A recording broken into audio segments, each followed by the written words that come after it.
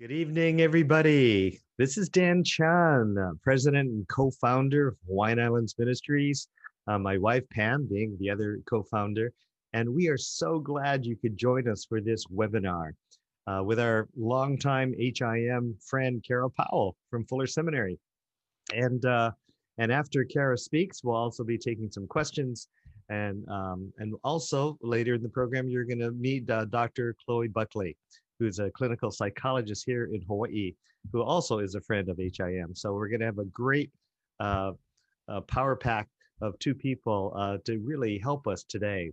And a little more about them in a few minutes. So if you're new to Hawaiian Islands Ministries, we were founded in 1983 to really build up churches and nonprofits and people of the community like you, and leaders and parents and anyone who wants some perspective on some critical issues.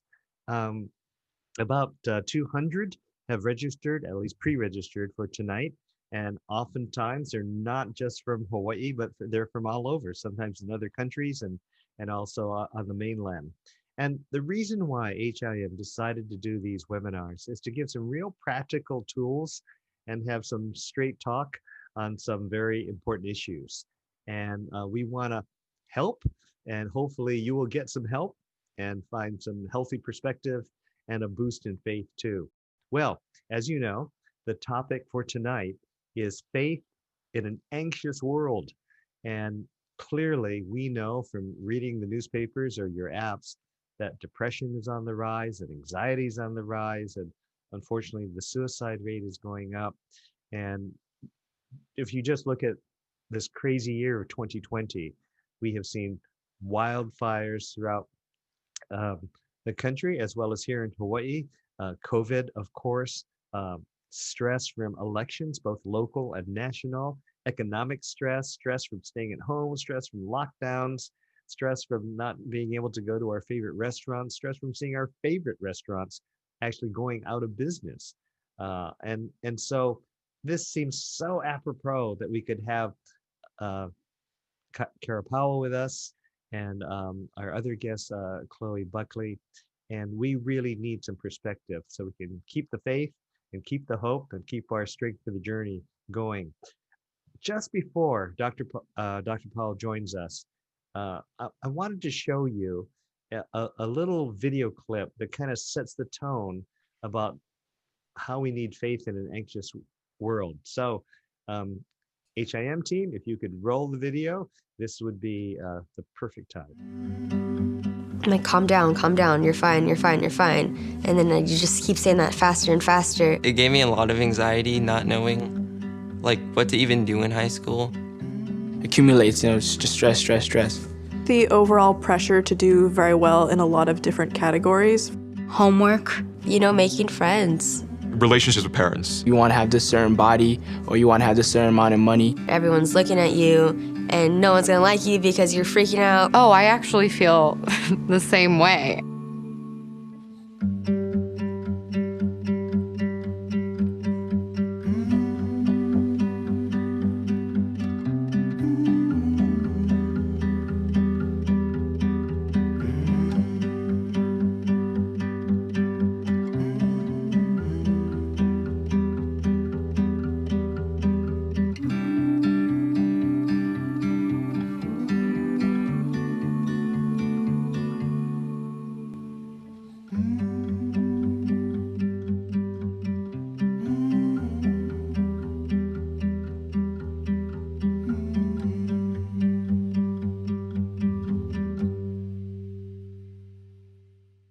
Okay, wow, what a great video. And I love that we can face anxiety together. And great to have Dr. Kara Powell with us. Fantastic. Welcome aboard, Kara. Great to see you. You're beaming in from California, aren't you? Yes, aloha. It's great to be with you all. Hawaii is just one of my favorite places on the planet. So I feel especially connected with you all who are joining from the Hawaiian Islands. Well, great. And golly, I owe you big time because she's coming in from California live. She is 2 hours ahead. Yeah. So she'll be fine. It's a 5-hour seminar, so she'll be fine. Right, So, no, exactly. it won't be that long. But it's so nice. If you don't know who Kara Powell is, you probably really know her as the executive director of the Fuller Youth Institute.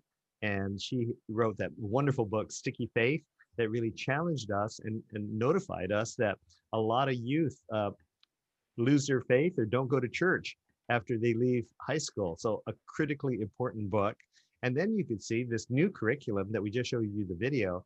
They're just on top of the latest issues. How do we help our young people in terms of anxiety, and to have a curriculum that we can use for our churches, or I assume for our families also. And now Dr. Powell has a new title. She's a chief of leadership formation at Fuller Seminary. And I don't know how that changes everything.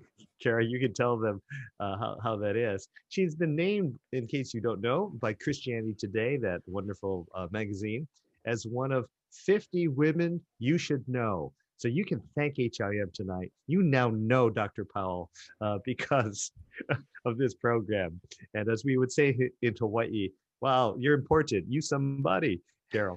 But here she is, and she's written tons of books besides Sticky Faith, Growing Young, and Deep Justice Journeys, and many other things. And she lives with her husband Dave and her three teenage and young adult Yeah, children. 20-year-old, 18-year-old, and 14-year-old now. Holy So, smoke! And yeah. lives in the Southern California area. So the plan is, we are so blessed. Kara's going to address us for about 20-25 minutes or so. And then we're going to open up with questions, and Dr. Chloe Buckley will join us also for that Q&A time. All right. So kind of think about what your questions are. But again, aloha, Kara. So great to have you with us. You have spoken with HIM at least 2 or 3 times. And so welcome aboard. And we look forward to what you're going to say to us tonight, because we desperately need hope, and this is desperately an anxious world. So aloha. Thank you so much, Dan. And yes, I'm such a fan of Hawaiian Islands Ministries and the conference and these kind of training opportunities. In fact, my husband, he doesn't come with me to Detroit or Des Moines or Delaware, to use a little bit of alliteration when I speak there, but he always comes with me to Hawaiian Islands Ministries. And it's not just the beautiful location, but it's really the people. It's you all and your hospitality, you're hungry to grow in the Lord, and just how we love learning with you and from you. So I'm honored to be here with you tonight. We're going to go ahead and look at some slides together to really make sure that we do a deep dive in understanding faith in an anxious world. I'm going to start by giving us some data of what's happening with mental health, especially in the US today. And then we're going to look at why there's this increase in mental health challenges. And finally, maybe most importantly, look at how we can respond. I love that there are so many parents here. I love there are so many church leaders here. We're going to give parents, youth leaders, grandparents, step parents, mentors, aunts, uncles, the tools you need to love the young people you care about so much. I got to say that not a day goes by that I don't get asked about mental health, that I don't see research on mental health. It truly is, I think, the most pressing issue with young people today. We get asked more questions at the Fuller Youth Institute about anxiety, depression, and suicide at this point than anything else. And I think that's largely because of the prevalence of mental health challenges and struggles these days. Before the pandemic, about a third of the US population statistically will deal with an anxiety disorder at some point in our lifetime. That means a third of us who are on this webinar tonight, a third of the young people that we care about, a third of the people in our churches, a third of the people in our cities or on our island are at some point going to deal with an anxiety disorder in their lifetime. Now let's look at what's happening because of the pandemic. The Center for Disease Control just came out about a month ago with some new data comparing September 2020 with September 2019. And during the pandemic, anxiety has tripled and depression has quadrupled. That's a 1-year comparison for all generations. Anxiety has tripled, depression has quadrupled. And today, half of 18 to 24-year-olds are struggling with anxiety or depression. And I'm guessing, I'm quite sure there are some 18 to 24-year-olds who are on this webinar, and maybe you're one of those folks who's dealing with anxiety or depression. And hopefully this webinar will help you really welcome resources that you can use to navigate this challenging time. I think part of what makes the pandemic so difficult is its unprecedented uncertainty. Unprecedented uncertainty. We don't know what's going to happen Thanksgiving, Christmas. Just this week, we've gotten news about a vaccine, but we don't really know what that means and when. And so everything feels up in the air. So many of the things in our culture and in our infrastructure that tend to give us stability are removed, and that can be really challenging. So one of the things I like to do when I get to talk with great groups like you is get us all involved. And so there's going to be a couple times in this 20 minutes where I'm going to ask you to reach out to your keyboard, type in a really brief, easy answer. You do it on your phone, whatever device, your tablet, whatever device you're using. We'd love to have some of you weigh in, all of you weigh in, lots of you weigh in on this question. If you can chat in, find the little chat icon and click it, and then chat in. On a scale of 1 to 5, with 5 being a lot, how much are you hearing about mental health these days? So scale of 1 to 5, 5 being a lot. Okay, thank you. You all are chatting in already. A lot of 5s, 4s. Okay, there's a 2, 3. I'm not going to mathematically calculate an average. Let me be clear about that, but quite a bit of 5s, but then some 2s and 3s. So it's interesting, but 4s, you all are kind of, there's quite a lot of range actually on how much you're hearing about mental health these days. And hopefully whether your answer was a 2 or a 5 plus, you're going to get the tools you need tonight to really respond to the people, especially the young people, but all generations that you care about. What's fascinating to me with mental health in the US is that schools are talking about mental health quite a bit more than churches and families are. Teachers are getting training. They're having seminars for parents. The state of California has actually legislated that all middle school and high school students on the back of their school ID card, whether it's private, public school, has the National Suicide Prevention Hotline on it. So this is a topic in schools that is being brought up regularly, but often we in the church and we in families, we're not bringing it up. And we want to reverse that tonight. We want the church and the family to be the first place that young people feel comfortable talking about their mental health struggles. It's great if they want to talk about it at school or soccer or whatever it might be, but we want to be that safe place for young people to talk about what they're dealing with. We want to be that safe place. We want to be a place where they can talk about it because we care so much about these kids, right? We don't want them to be alone. We don't want to carry this heavy, heavy emotional burden that so many of them are dealing with. But I also want to stretch us to think a little bit, not just about the kids we care about, but the kids those kids care about. As you saw in the video at the Foley Youth Institute, we have Faith in an Anxious World resources. We have a 4-week curriculum series. It's great virtually, it's great in person. Youth ministries are using it in either format these days. And then we have 4 parent podcasts. And the donors that made that possible, it was a collection of donors that made all that research and work possible. One of the donors is this fantastic couple, great parents, had a number of teenage children. Their teenage son was dealing with depression and they knew that he was struggling, but didn't realize quite how much. He told a friend of his how badly he was struggling, but then made that friend promise, you can't tell anyone. That friend took that promise, and that young man, not too long after that, ended up dying by suicide. Now, this friend, who was a teenager at the time, is walking around again with this burden. So we as parents and step-parents, grandparents, mentors, pastors, we want to be a safe place for our kids to talk to us about themselves, as well as their peers that they're concerned about, because they often know what's happening. They know who's struggling. And we want to be that refuge where they can talk about that also. So I I said that we were going to look at data, and then we were going to transition to talk about why are there more mental health challenges these days. Well, I am thrilled that Dr. Chloe Buckley is going to be with us, especially for the Q&A afterwards. Let me just say first off, I am not a therapist. I have a PhD in practical theology, not any kind of psychology topic.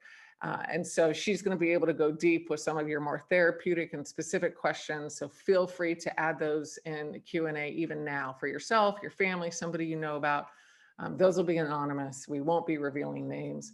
But this question of why are there more mental health challenges, you know, a wonderful psychologist like Chloe would be the first to admit that we don't know for sure. We can't determinatively prove what it is that is causing these mental health challenges, but we can look at things that are correlated with what we see as this rise in anxiety and stress and depression these days. So we're going to look at 5 factors, and I want you to think about, for the young people who are closest to you, which of these 5 factors are most dominant. The first is technology. Now, I love technology. I get to be here with you tonight thanks to technology. What a gift. And yet technology can often make young people feel left out. I graduated from high school in 1987. And when I graduated from high school, if I wasn't invited to a party on Friday night, I maybe heard about it on Monday morning. Today's teenagers, today's young adults see that party unfolding in real time in front of them in their rooms, often when they're alone. What's interesting is if you look at adolescent risk behaviors, since smartphones became far more common, there's been some interesting shifts in adolescent risk behaviors. The good news is some risk behaviors have actually decreased a bit. Things like premarital sex, alcohol, substance abuse, etc. That has decreased a little bit. Other risk behaviors, the ones we're talking about tonight, anxiety, depression, suicide, those have increased. My interpretation of that is the risk behaviors that young people do when they're out with their friends are declining. It's the risk behaviors that young people do when they're home on their own that are increasing. And again, think about what that means for the pandemic. Now, I will say this, though, there's some fascinating data that's just come out in the last couple months that shows that for young people, technology can actually be something that helps them feel more connected to their peers and even to their mentors, to the faith community during the pandemic. And so this is where you really need to know your kid, and you really need to know how technology affects them, which technology and when has certain effects. So I can't give a one-size-fits-all answer, but it does seem that as smartphones became more common, that's correlated with the increase in anxiety, depression, etc. Oh goodness, now we're going to get more personal. Parenting. As Dan said, Dave and I were parents of 3, a 20-year-old, an 18-year-old, a 14-year-old. And I think a lot of us as parents, we have put pressure on our kids to perform, to achieve, and that creates unique stress for them.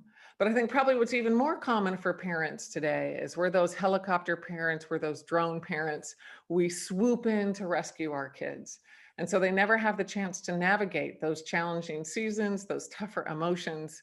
They never develop that resilience, or what Angela Duckworth calls grit. As my friend and colleague at Fuller Seminary, Scott Cormode, says, he's a parent of 2 20-somethings, and he says, I have 2 conflicting desires. I want to protect my kids from all pain, and yet I simultaneously want them to have the kind of character and growth that usually only comes from pain. And I can relate to that as a parent. But we need to ask, in what ways are we overly rescuing, overly attentive to our kids, and maybe not letting them develop those muscles of resilience? Busyness, especially pre-pandemic. Youth leaders who I would talk to, and I would say, what's something you would change about the young people in community in your city? Usually one of the top 3 answers was they're too busy. Lisa Damore, a fantastic psychologist who focuses on adolescents, she recommends that adolescents have 25% of their waking hours unstructured and unscheduled. The good news is that during the pandemic, this is actually happening more for teenagers. My understanding in Hawaii is still a lot of extracurriculars are closed down, same here in California. And so our kids do have a little bit more free time. But I got to say, now that we again have heard this news this week of a possible vaccine, I'm starting to think about, talk with my family about, okay, what do we want to add back and what do we want to not add back whenever we get that normal clearance? Because I don't want us to go back to the busyness that we were in February. So busyness is certainly a factor. Loneliness. And again, the pandemic, the social isolation, the social distancing, that can create a sense of loneliness. And then fifth, this is so important. There's brain biology, there's neurology that's involved. The brain is an organ, just like heart and liver. I'm guessing some of us on this, we take medicine for various organs to regain the balance, the status, the stasis that those organs need. And the same is true of the brain. And so there are a lot of us and a lot of young people who have something that needs to be corrected in their brain biology, whether that's through a prescription medicine, through a psychiatrist, or whether that's through a therapeutic intervention. And so that is certainly a factor. So 5 factors, and this is something for us to think about for the kids, for the teenagers, young adults we're closest to. Which of these might be most dominant? And then how do we respond? First off, if you hear nothing else from me tonight, please hear this. Don't believe the lie that bringing it up will make it worse. Don't believe the lie, oh mentor, oh pastor, oh parent, oh step parent, that asking if my kid is stressed or anxious, that asking if my kid has thought of hurting themselves. Don't believe the lie that that will make it worse. Again, social media, school, so much of our culture, they're marinating in messages about anxiety, stress, mental health. And often young people feel relieved when they have the chance to talk about it. I've put on the screen fullyouthinstitute.org/anxious world for you to download our 4 parent podcast episodes. I've listened to them 3 times already. They're with Fuller alum, like Chloe here with us tonight, with Fuller faculty, amazing therapists, most of whom are parents themselves, giving you and me the help we need when it comes to the kids in our families. This is a picture of my family. Of course, I can't not show a picture of my kids. And there was a season, it was in late May, I remember. The pandemic had been about 2 months of California being safer at home. And there was like this 48-hour period when I heard so much about suicide, so much. Kids contemplating suicide, kids dying by suicide from great families. And I said to Dave, my husband, I said, Dave, we've got to talk to our kids about this. Like we can't not talk to them. And so that night, as we were tucking in our kids, and we still tuck in our kids, even though they stay up later than us, but we, have a prayer and kind of good night ritual with each one at a time. Our college son, when he's home, and he was home in May.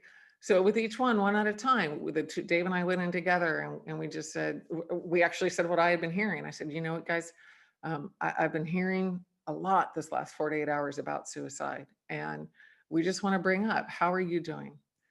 How are you feeling? Do you know that you can talk to us about anything? How are your friends, the people you care about, doing?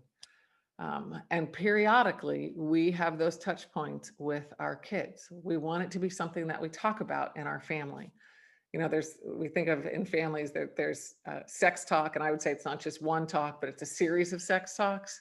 I think for families today, then we need a second series of talks, and that's a series of talks about mental health.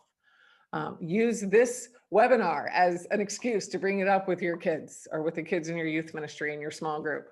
Say, hey, I saw this webinar and they were talking about mental health. I'm just wondering. And I'm actually going to give you in a moment what I think is a great first question to ask. So how should we respond? How should we respond? We've looked at the why. Let's get more specific in how we respond.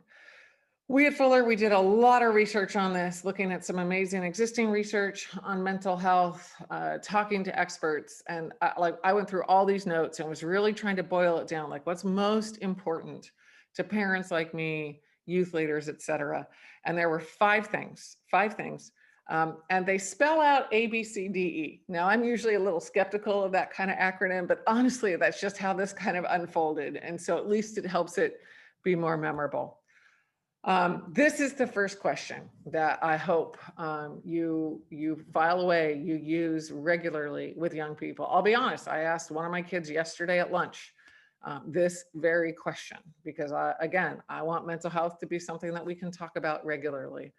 And we got this from one of the therapists we interviewed on that parent podcast that I hope you download. Can you rate your anxiety on a scale of 1 to 10, with 10 being the worst? This is a great open door. And, if your young person says a 1 to 3, that's probably okay. 4 to 5 is handleable. It's a 6 or above where you want to start thinking, what additional resources do we want to involve in this? What friends, what other adults, what mental health professionals might we want to include and surround this young person with? Sometimes young people have a hard time answering the question. They can't quite specify a number. And if that's the case, you might say, gosh, scale of 1 to 10, but with your stress, it seems like you're maybe about a 4 or a 7. I mean, you pick a number and then say, how does that sound? Does that seem right? What higher, lower? What do you think? But this is a way to kind of gauge how your young person is doing. So that's the A, ask this question. We often get asked, what do you do if a young person doesn't quite know how to describe emotions beyond that? Just in the last month, I've been seeing this feelings wheel get quite a bit of traction in all sorts of circles. A lot of youth leaders have started using it in the last month to have this a better conversation with their young people. And so I didn't give you an exact link, but if you just Google feelings wheel, I promise I did this yesterday to make this slide. You'll get all sorts of variations of feelings wheels. You can choose your color and your format. And this is a way to help a young person even be more specific. So ask the question. And then if you want to go a little bit deeper, help them verbalize how they're feeling. Something like this feelings wheel. Again, it's just getting a lot of traction in the last month as the pandemic is wearing on. Then there's the B, breathe, breathe. My whole life, I've heard of the importance of deep breathing, and I never understood why until we did this research. But God's made our bodies to, when we feel danger, we have a surge of adrenaline. It's our flight or fight response. Our heart starts beating harder to get blood to all of our extremities. It's part of how we have the alertness we need to respond to danger.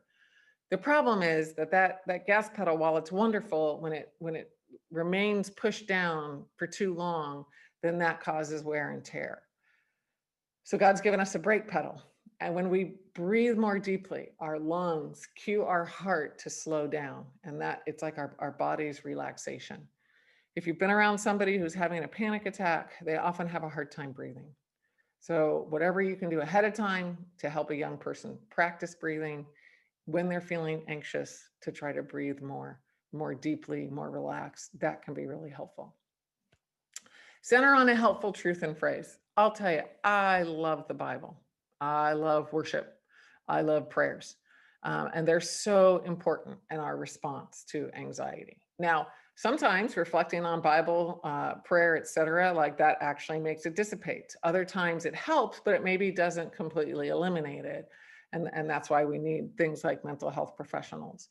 But for our family, the phrase Emmanuel, God is with us. That's just been a theological mantra, a biblical anchor for us, our kids' whole lives. So if our kids are having a big day, it's pretty typical for me to send them a text and say, hey, praying for you, Emmanuel. This is another one of those times where we would love for you to chat in. So again, reach out to that keyboard, to that tablet, to your phone, and answer this question. We'd love to learn from each other. You all have some great answers, I'm sure, on what helpful truth or phrase could you or a young person you care about center.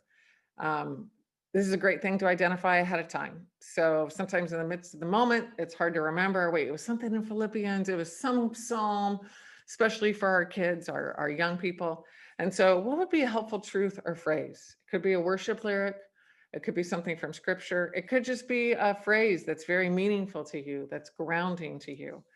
We'd love to have you reach forward and type in phrases or a phrase, a scripture verse that would be meaningful to you and maybe young people that you care about. So yes, Philippians 4:13, awesome. We can do all things through Christ. The joy of the Lord is my strength. God is with you. Yeah, there's that Emmanuel. Awesome. Thank you. Jeremiah 29:11, I know the plans I have for you, says the Lord.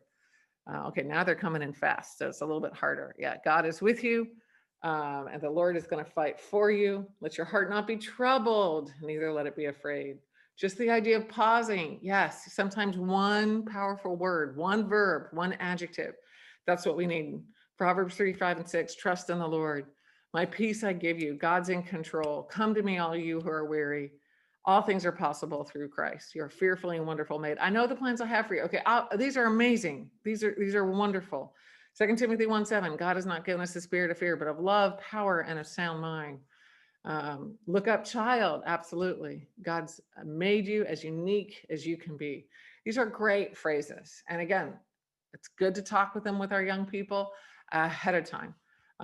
One of our kids, worship music is really meaningful to them. And so when they're feeling anxious, they often sing inside their head different worship songs, especially a few songs in particular. So that's a great thing to help a young person gravitate toward. The D, develop your team. The good news is we don't walk through this alone. We don't walk through this alone. And we don't want young people to walk through this alone. We want to help our young people identify peers, and probably even more importantly, adults, and maybe even a therapist, a counselor that we help them connect with. So during this pandemic, or once we're post-pandemic, if your young person is struggling, say in math class, well, then maybe help them think about who's somebody else in class you could reach out to, you could text if you're having a hard time. If they struggle at volleyball practice, or if they struggle at overnight church events, then talk to that coach, talk to that pastor, and let that adult know. That'll make it easier for your kid or that kid in your small group to step forward if they're feeling anxiety in that moment. And again, a therapist can be so very valuable here, so very valuable. I find myself constantly recommending that families and kids see a well-trained therapist, even better if they specialize in adolescence and family. And we're going to talk in a moment about how you can find a therapist that fits your family or fits your situation. And then lastly, the E, empower through empathy. Now, this is a bit of a cheat because there's actually two E's.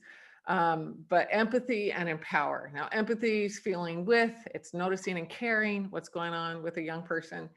And empower is helping that young person take the next step. And what I find is that some of us, we are really good at the empathy. Like, we are with kids. They know that we feel with them.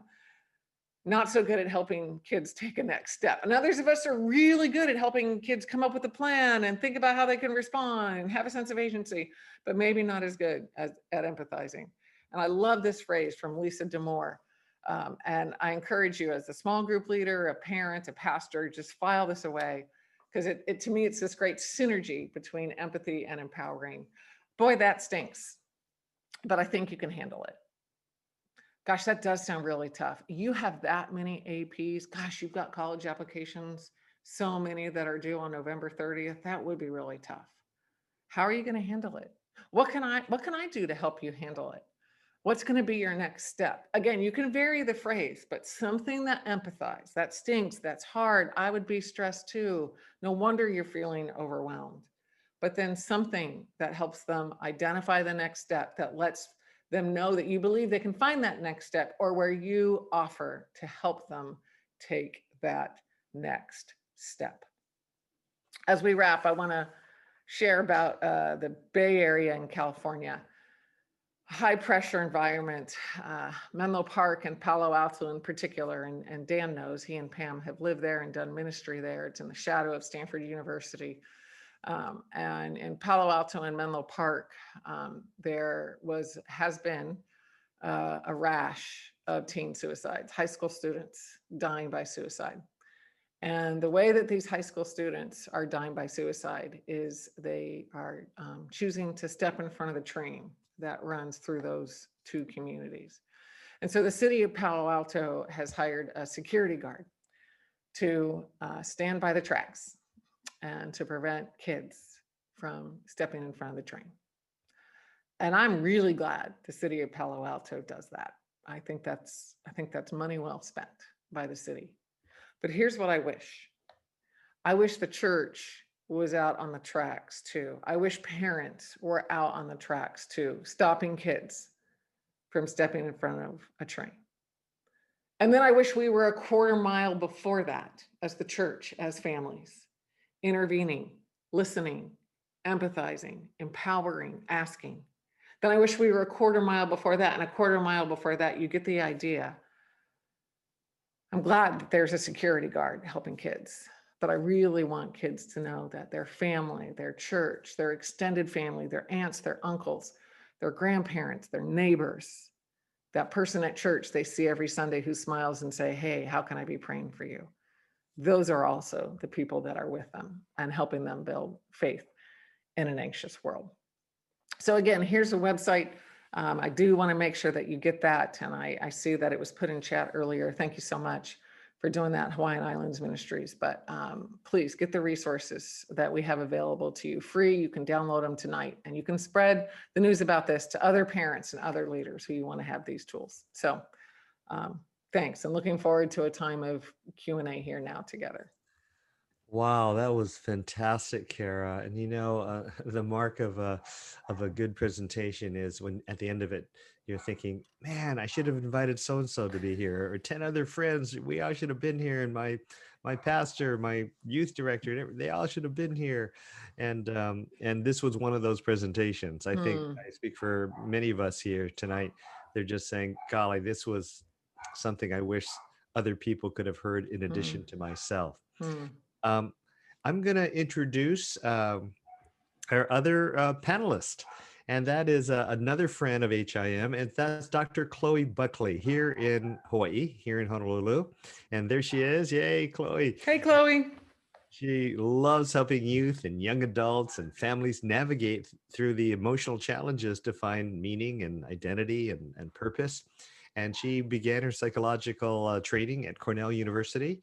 And then she completed her PhD in clinical psych and MA in Christian leadership at Fuller Theological Seminary. So tonight is kind of a Fuller Theological Seminary night with Kara and Chloe, and true transparency. I went there, and I'm a trustee there. So I think every night should be a Fuller Seminary night, Dan. But I'm especially glad that tonight is. And I had the chance to work with Chloe on the research that became our Sticky Faith research and resources. So Chloe was a fantastic PhD student who was always asking great questions and pushing our team further. So I'm thrilled how God is using her in Hawaii, and I'm thrilled that she's going to be able to help us understand, especially from that therapist perspective, how we can respond to the people we care about of all generations, but especially young people who are dealing with this. Amen on that. And so I'm going to ask just a couple questions just to kind of get the water pump going. And then and already you're already writing in many questions. So then the team is collating them and feeding them to me. But I'll start off with a couple of, as you have some time to think about what you might want to say or ask rather. So first of all, Kara, what do you do if you think a young person should see a therapist, but they don't want to? Yeah. And that certainly can happen. You ask that kid, scale 1 to 10, how are you doing? They give an answer that indicates that, gosh, they probably should see someone, or you just have in your gut a feeling that your child, your stepchild, the kid in your small group should see a therapist, and yet they don't want to. It depends on the age of the kid. I would handle a 13 or 14-year-old differently than I would handle a 17 or 18-year-old. But one thing that I would say it has in common is that I would try to give that young person as much choice, as much agency in the process. So a lot of therapists will do a free first appointment in order to, let the potential client spend time with them. And so, I would arrange for a couple first appointments and then let the teenager choose which of those people that they're going to see. So they feel like they have some choice. They feel like they're part of it. For that 17 or 18-year-old, well, I'll just tell you as a parent of an 18-year-old, Dave and I find ourselves saying more and more, we're not going to make you do this to our 18-year-old. And I think that's probably appropriate when it comes to therapy. And Chloe, please do correct me if you have a different opinion or offer a different opinion. But, for that 17 or 18-year-old, I don't think that you can, quote, make them. But with that 13 or 14-year-old, I do think that you have more influence. So I would say it depends on the age of the young person, but I would try to give them choice. And then, one of the things that we believe so much at Fuller is the power of intergenerational relationships. And so sometimes that young person might not hear, say, advice from you as a parent, as well as they'll hear it from a neighbor, a mentor, their favorite basketball coach, whoever it might be. And so I don't think there's anything wrong with you as a parent kind of going to those other adults and saying, hey, I'd really like Juanita to see a therapist. Just want you to know in case you can ever encourage her to do so. So feel free to let some of the other adults in your kids' lives know what your hope is so that they can reinforce that. But Chloe, what do you think? How would you add to or bring a different perspective to what I said? I think young people have good reasons sometimes to not want to do the things that we want them to do. Yeah. And so I think the first question is always, what is it that mean to them? If we brought that up, what are your concerns? What would be important to you? What have you heard? Have any of your friends seen a therapist? What have you heard about it? Because very often the reasons that they don't want to is because they've heard that someone else has had a negative experience, or they have a preconceived notion of what it will involve.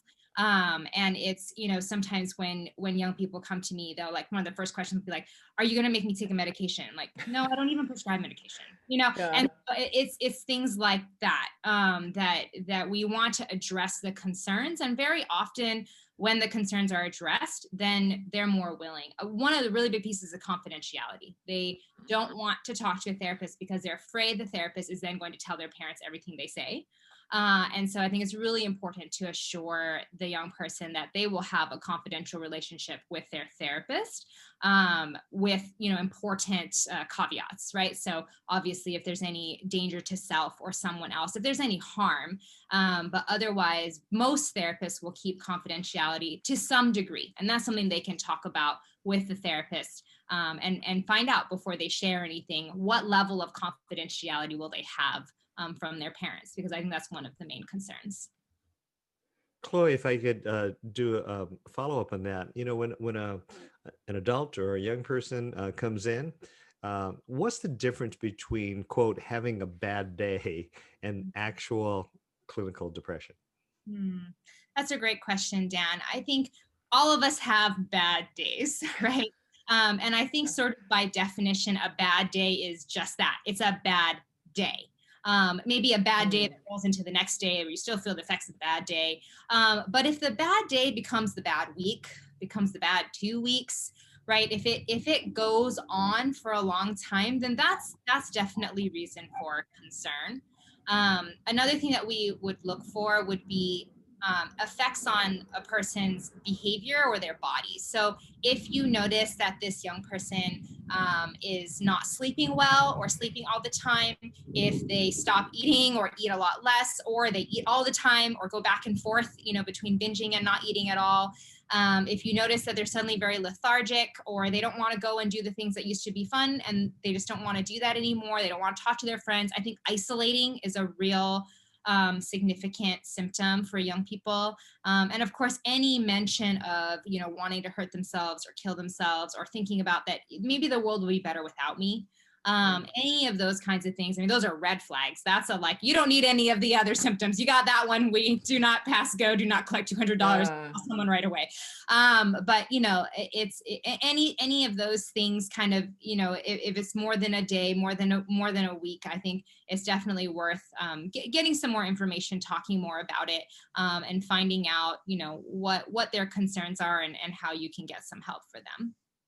And I think, go ahead, Karen. I think what's a little bit challenging about the pandemic is outside of the family, we're often not seeing kids as much as we used to. Of course, we see them by Zoom, but you can't always read the signs in the same way with Zoom. So, for pastors and small group leaders out there who are not seeing kids in person, I think if you're wondering how a kid is doing, then please reach out to the parent. And for us as parents and step parents, to be very vigilant, because again, we are the adult that is seeing our kids the most these days. I mean, that's probably true most months, but especially during this pandemic when we're more quarantined. And so I would say parents need to be even more vigilant, and other adults need to feel free to contact a parent, a guardian, and say, hey, what are you seeing at home? Because I have these questions or feelings or hunches. So related to that, here's a real complex question, and I don't know which one of you want to jump in on this. But this person writes, "I'm a parent and work at a high school. Many times the Lord opens up an opportunity to talk with students, and but a student may share the struggle with suicide. And now, do we automatically have to tell the administration?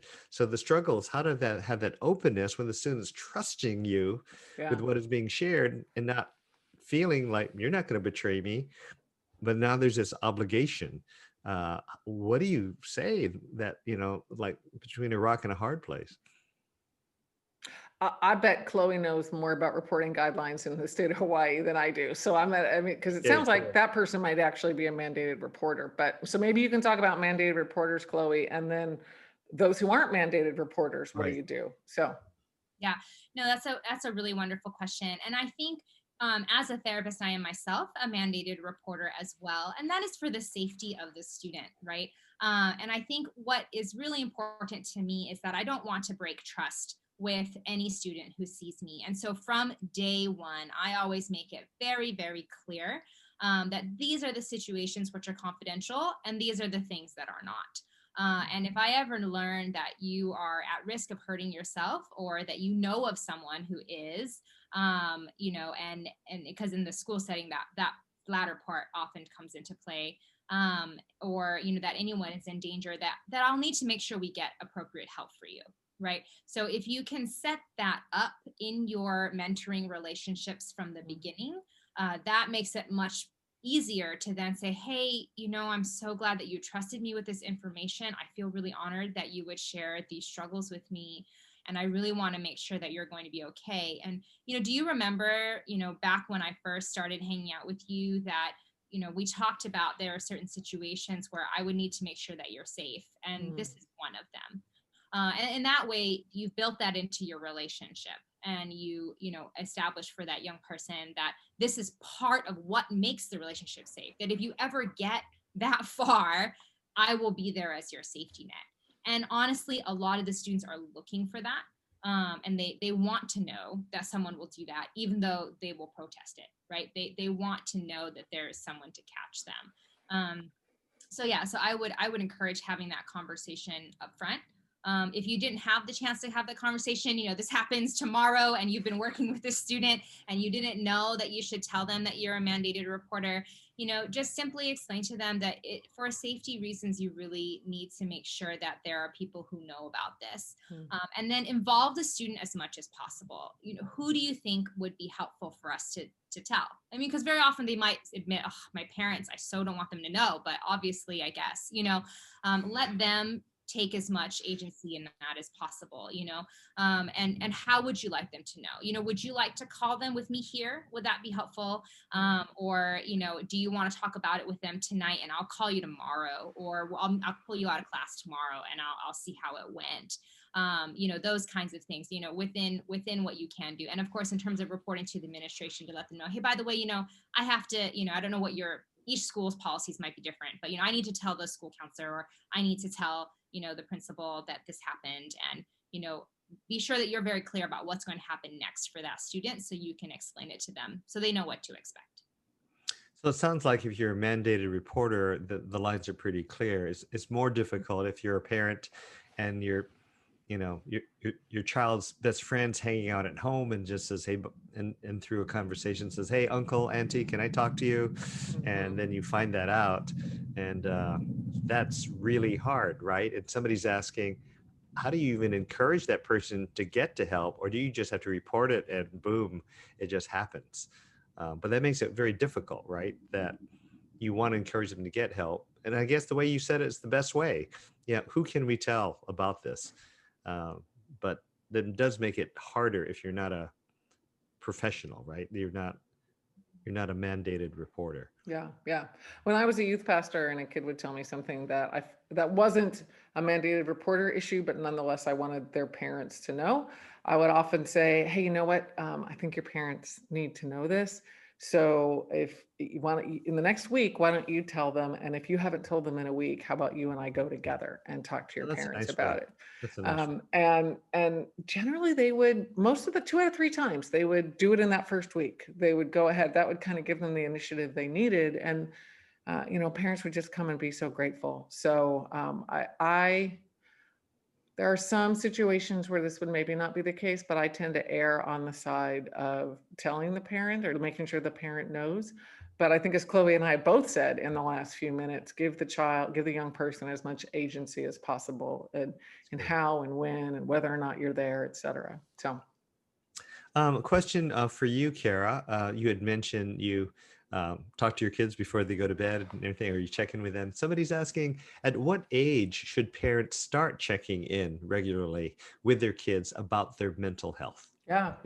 Well, I think you can, when you start seeing the signs of anxiety or stress, you can start talking to your child about it. So, I would say it's going to depend a lot on the child. I mean, I think one of my children, that would have been at about age, probably 8. And another one of my kids, it would have been more like 10 or 11 or 12.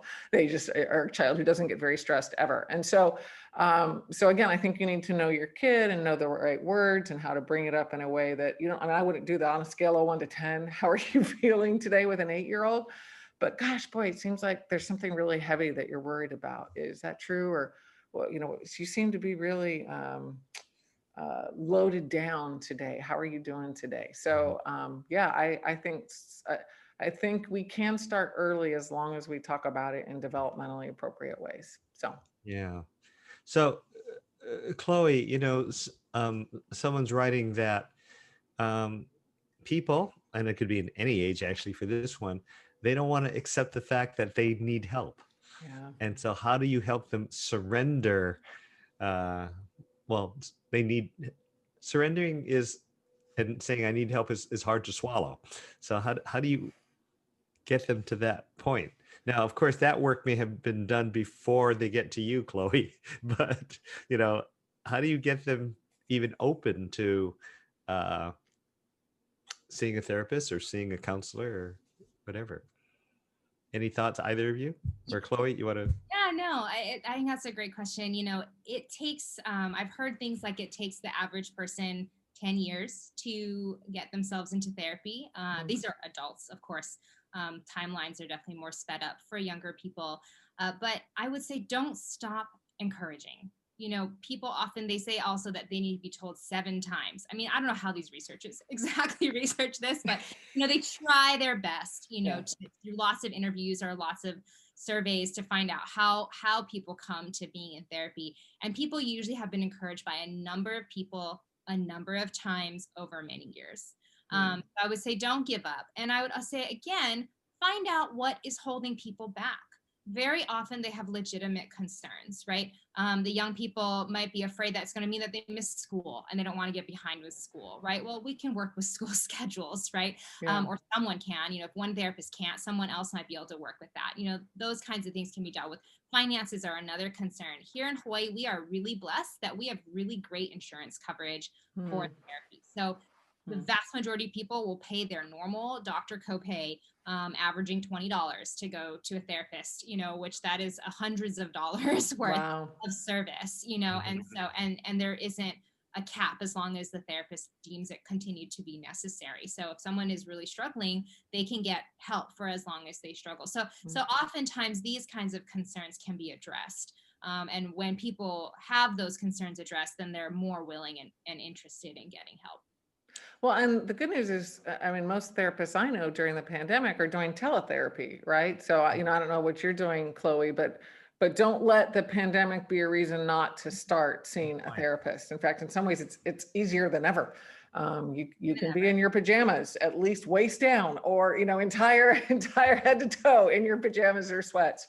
And your kid too. They don't have to leave their bedroom, and they can see a therapist. And so I think this is an opportune time to start that relationship. So here's a good question. I mean, how do you find a good therapist? I mean, Yeah. some people say, I have no idea. And what are the digital yellow pages? You just type in good therapist and or good Christian therapist, or good Christian therapist in town or on the windward side. So I mean, how do you do that, as someone's asking? Yeah, well, I would say what I normally encourage folks to do is start at your church, and so ask your pastor, ask your pastors, see who they might recommend. Hopefully, your pastor or pastors has a list, a few people that they have already identified, and so that's a great place to start.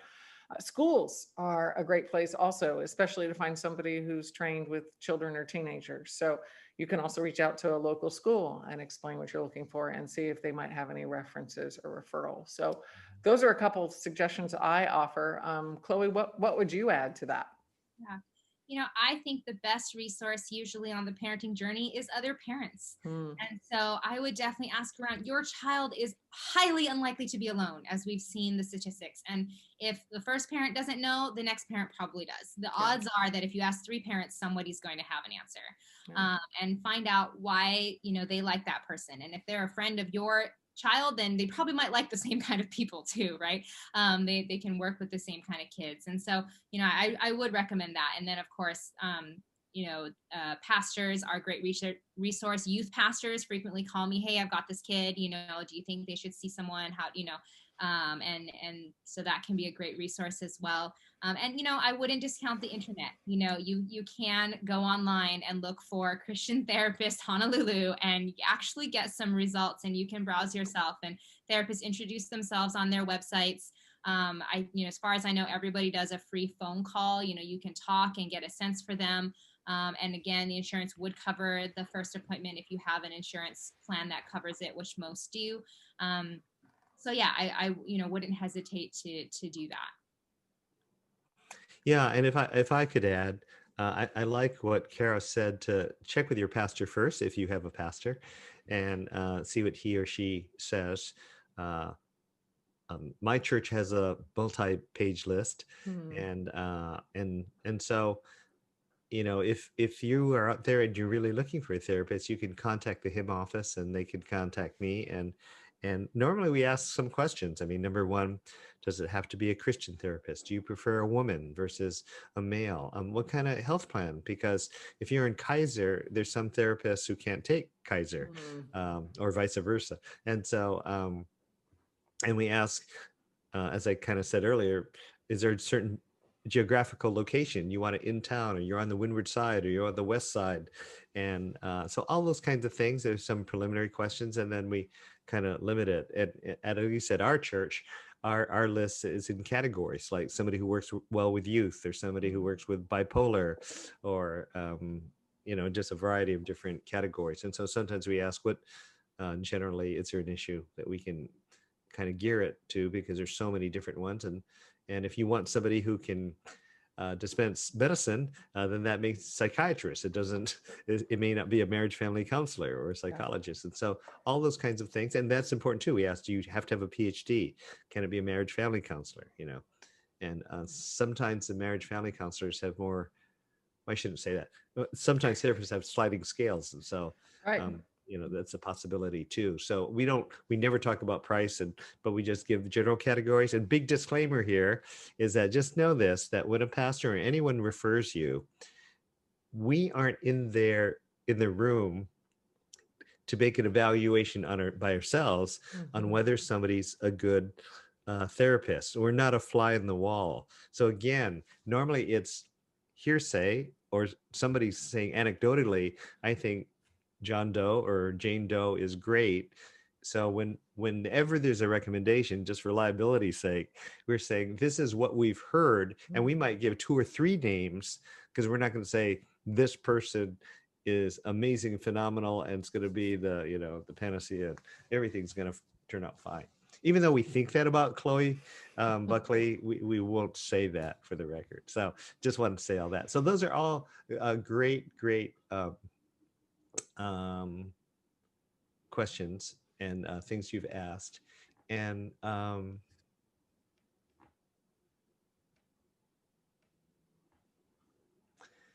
So, you know, everybody's calling in for different reasons, and my heart goes out to you. I just want to say all of you are amazing winners because you care. You care because you called into this or writing into this, and one of our people is just sharing that um, her daughter committed suicide this year, and so my heart goes out to you, and it's great that you're here, and thank you for trying to get some um, help as it was just a couple weeks into the pandemic when it happened. But the question from this parent is asking if you gave some statistics, Kara, earlier. She would like to give that information to somebody for statistical purposes for our state. Yeah. Uh, who is tracking those types of records, and who does that person report that to? And that's I would just want to affirm this person that you're trying to help others Yeah. and collect important data or research. So I just want to affirm you. I don't know who you are, but I just want to affirm you, and grateful that you're here on this webinar. Anyway, Chloe, did you know here locally who is that reported to? Department of Health, or I don't know.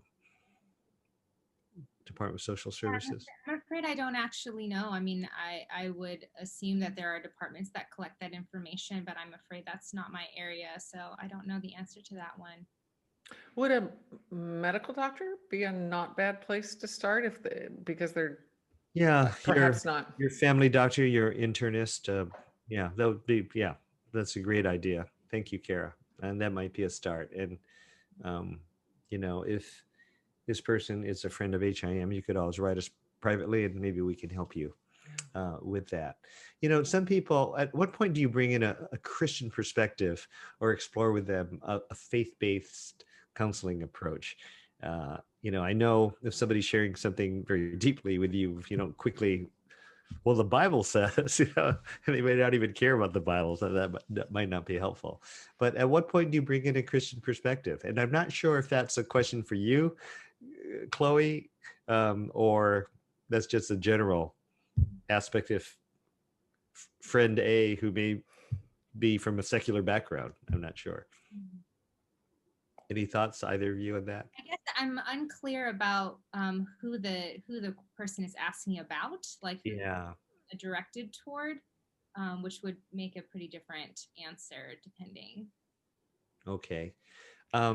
Let me move on to a different one. Kara, somebody's asking, what does it really look like practically for the church to be there before on the train tracks? Yeah. Especially here in Hawaii, which might be a Chloe question too, but you have an idea of theoretically, if the church is there before the watchman with the sign, Yeah. what possibly might that look like for the church to have that kind of role? Yeah. Well, Good question, by the way.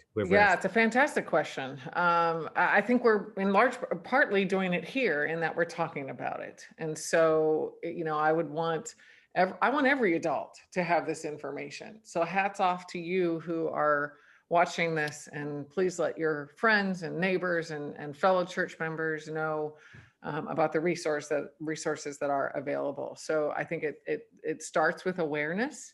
Number one. I think number two, a lot of times we as adults, those of us over 30, we are prone to judge young people instead of journey with them. And so it involves empathizing with young people. Just because we don't always understand what they're doing doesn't mean it's bad.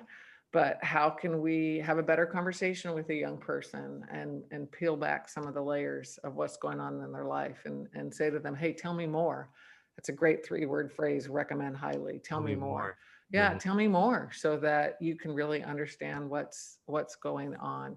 I think we've talked about another thing here is that churches have mental health resources available. If you're a pastor on this, then I want you to please gather a list of therapists that you can recommend so that when somebody asks you for help, you know where to point them. So that's a homework assignment for me as a professor that I would love for pastors and ministry leaders who are watching this to do. And then, I think whatever we can do to make things discussable, for the parent who chatted in about her daughter's suicide. I mean, I'm grieving with you. I'm grieving with you.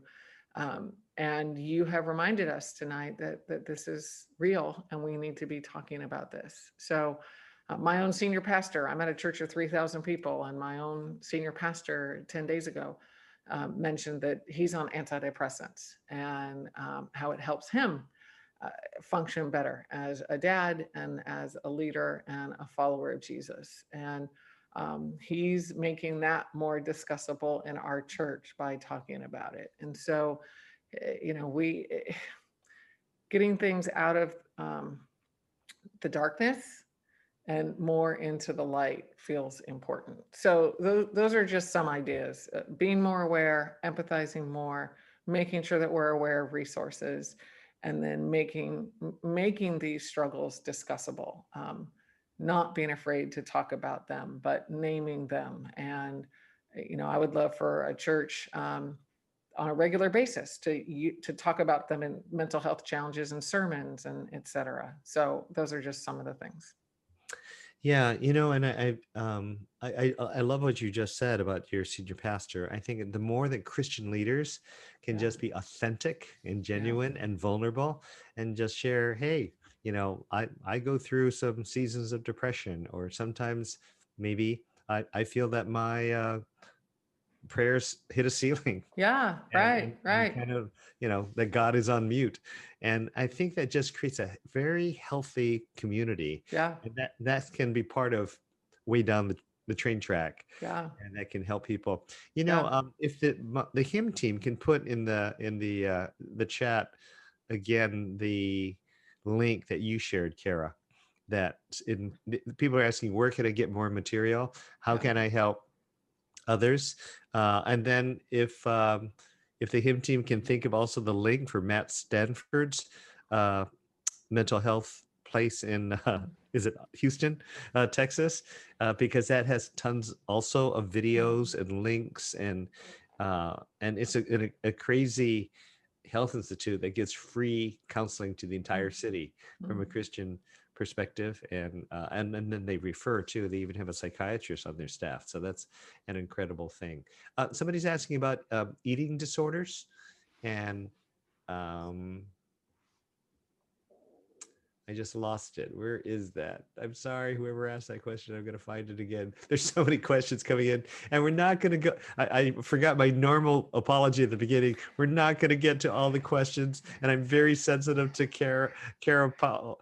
It's 10:10 your time, and she'll start fading, and we won't know what she's talking about at some point. But yeah, if I start babbling, then clearly we've gone too long. But I think I'm still coherent so far. So I want to find that one about eating I see disorder. the eating disorders question that Pam reposted, I think. Yeah, that it isn't just a mental health issue, but a physical health issue. Yeah. How and where to start with eating disorders, if it's yourself or it's a loved one, and that's not necessarily depression, is it, Dr. Buckley? Well, it can be. Eating disorders are very frequently comorbid, which means that they occur alongside other challenges. So anxiety and eating disorders, obsessive compulsive disorders and eating disorders, depression and eating disorders, a lot of those things often kind of hang together. So yes, it can be more than one thing, but I would say, there's a number of great places to start. Definitely your pediatrician or family doctor is an excellent place to start. And talking with them and getting a referral there. You can also seek out a therapist who specializes in eating disorders, and usually someone who specializes in eating disorders will then work together with other professionals. For example, I know of a clinic where if you go there, they have a psychiatrist, they have a pediatrician, they have a nutritionist, and they have therapy. All of that works together, and eating disorders really benefit from a very much a wraparound approach where you have multiple disciplines all working together to help the young person, because it's not just a mental health issue anymore. It is very much also a physical health issue, and they affect one another. So as the physical health goes down, the mental health goes with it, and you have to bump them up together and at the same time in order to see real improvement. So I would definitely reach out to in any of those professions, and specifically asking for an eating disorder specialist, and they should be able to connect you with people who work together. That's good. And if a youth is experiencing depression or anxiety or a disorder, somebody's asking, when and how do you introduce Christian foundations and perspective? Chloe, maybe you could answer that. Sure. I mean, I guess if they're asking for me or like for a mentor, I suppose. Why don't you start as a therapist and then? Yeah. Yeah, and then. That way. Yeah. So, for me, I think every therapist is different who is a Christian and how they practice and how they integrate faith and their therapy practice. And for me, I very much follow the lead of the young person or the adult who is in front of me. And it depends on where they are in their journey. And I listen for where I can partner with it. Where is God at work, and where can I, ask the questions that help them to really explore their faith journey better. I'm not here to impose any of my own perspectives. I know my own relationship with God is not going to be the same as someone else's. We are in a different place in our journey, and we have different experiences. And so it's really about getting to know that person's journey, and helping them to know their own journey and realize the resources that they already have. Very often they have faith resources that they're not really aware of, whether it's a friend or an auntie, or a youth pastor, or even something online, a relationship with, a teen organization, for youth that are, care about missions, who care about serving the poor, So I think that in my work, I'm always just listening for the ways that I can partner with them and find the resources that are already there. Sometimes it's also building those relationships. So if they say that their youth pastor is a significant support, they have a hard time talking about something with their parents, I'll say, hey, can we reach out to your youth pastor together? Like, what would that look like? You want to text them, or do you want me to text them, with your permission and with your parents' permission, And so I try to involve a team of people, because I realize that faith isn't something that we do alone. It's something that we do as a community. That's really good. That's good. We're going to come up to the last question. Or Kara, did you want to answer that question? Well, I was just going to say, for us non-therapists, I think it depends on our relationship with the young person. So I think mentors often have a bigger openness than sometimes we as parents have. And I think for us as parents, it's a matter of knowing our kids' mood. I mean, just this week, I was asking one of my kids a question that I like to ask my kids periodically: when do you feel closest to God? And typically my kids will actually answer that question. But literally, I asked one of my kids this week, when do you feel closest to God? And this child said, I don't know. I think in January, when Joe Biden becomes president, and like totally changed the subject away from talking about God. And so I said, how did you go from when you feel closest to God to January and the economy and our new president? And it was fascinating, my kid's line of thought. But obviously she didn't really want to talk about it at that moment. And I, as a parent, especially as my kids get older, like, I can't force it. And so I've heard this great metaphor for evangelism, and I think it's helpful for parents, is just like when you're picking fruit, you've got to give a gentle tug. I think we as parents with our kids, when it comes to talking to our kids about Jesus, especially the older they get, we give that gentle tug. And a couple of days ago, I gave the tug and my child was not having it. But maybe a week from now, I'll try it again and there will be a better conversation. So I think for us as parents, we really have to stay on our toes and be agile and respond to how our kid is feeling in that moment. Again, especially the older that they get. So here's a big question, and that is, does FYI help youth to help other youth? And in fact, that also leads into what is Fuller Youth Institute, that I did never really ask you to explain that. Yeah. It's part of your job. Yeah, that's a great question, Dan. So our mission at the Fuller Youth Institute is to equip diverse leaders and parents so faithful young people can change our world. So as much as I would love to say, yes, we offer all these resources for young people, we actually focus on the adults who are that net of support, who are in the ecosystem around the young person. And so we actually work more with youth ministries, and work more with parachurch ministries and families, et cetera. So, so actually, we don't offer anything directly for young people on this topic. Our youth ministry curriculum, though, is certainly a great small group resource, great discussions to meet one-on-one with a young person if that's what you'd like to do. So. Okay. And Chloe, do you know of any youth to youth training? I mean, what a great thought, because Yeah. people are just saying it's not easy to find a therapist, and one person's writing that they find that self-medicating is well, this person's using marijuana, and they find that's a great substitute because it's super difficult to find a therapist. So do, do you know of any training, Chloe, of youth to youth, or? Yeah, I don't actually, and I wish I did. That just sounds like such a Big wonderful market, Kara. Big Yeah. market. Get a foundation, the Lilly Grant or something. Yeah. Yeah. be great. Wow. Yeah, I mean, I think that something that we were researching when I was working with Kara at FYI, was about relationships between youth and adults, and I think that it's something we can really encourage. I mean, those are sort of like areas for future exploration that we never got to get to, right? But is how can youth groups create that among themselves? How can your Yeah, churches that's a good point. make a youth to youth community? Good. How, like That's back great. to Kara's thing about making it okay to talk about it. How do we discuss it? How do we bring this up?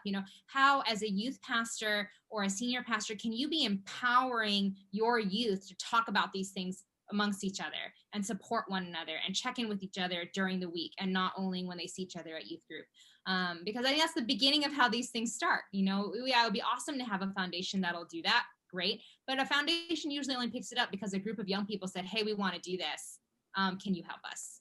So Yeah, that's a great idea. And there are some, this is not therapy, but HIM is really big with the Alpha course. And the Alpha course teaches all of the leaders to learn how to listen. It's good. And so if somebody says, I'm on my fourth reincarnation, the leaders are taught to say, well, tell me about that. How does that work? As opposed to, well, the Bible says, and that just creates a healthy church. They're always just listening. It's good. Kara, anything else you want to tell us about FYI, what's coming up in 2021, or in a new online platform with your other hat on? Yeah, I'd love to tell you about that. So we have 2 new resources coming out in 2021 about young people and for youth leaders and parents. The first comes out in January, and it's called Sticky Faith Innovation. And we were already planning on writing this book even before the pandemic, but now I don't think there's ever been a better time to experiment in church in general, and including in youth ministry, than in this season. And so we give a very simple process based on research to help any youth ministry, any youth leader become more innovative and more empathetic with their young people. So that's coming out in January. And then in August, we have a new book coming out called 3 Big Questions That Change Every Teenager, which are about teenagers' quest for identity, belonging, and purpose. Which, I mean, even just this past weekend, my 18-year-old was doing something that I was really puzzled by. And about an hour later, I said to Dave, oh my goodness, Krista's, she's looking for belonging and purpose, and like it all crystallized for me. So, I mean, I feel like every week this is helping me parent better as I understand how teenagers are looking for a sense of identity, belonging, and purpose. And then you mentioned, Dan, in addition to directing the Fuller Youth Institute, I'm also now the Chief of Leadership Formation at Fuller. And so I get to oversee not just FYI, but our 4 other great centers that work with leaders. And when it comes to worship, when it comes to church planning, when it comes to leadership overall, and then spiritual formation. And then we have the online platform where folks can get free online resources. It's like Coursera meets the monastery, and how this all comes together for you. And actually, this is perfect timing because we're offering free resources through December 1. And so go to fuller.edu/platform. And that's a place where you can get free resources through December 1 as part of how we're responding to the pandemic. And we're still figuring out what happens after December 1, but we know that for now. So yeah, go to fuller.edu for that.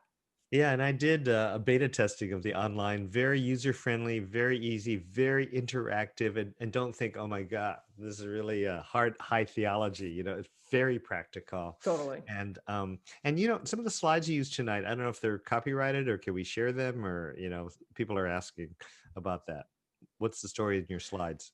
I don't normally share them. I mean, Okay, I love you, and Dan. I love yeah. HIN, but we don't Okay. normally share them. Yeah, So and I also know they're in process too. Like you said, you just added one. Yeah, totally. so okay, Yeah. but I'm just asking a question on behalf of somebody who's writing that in. So great.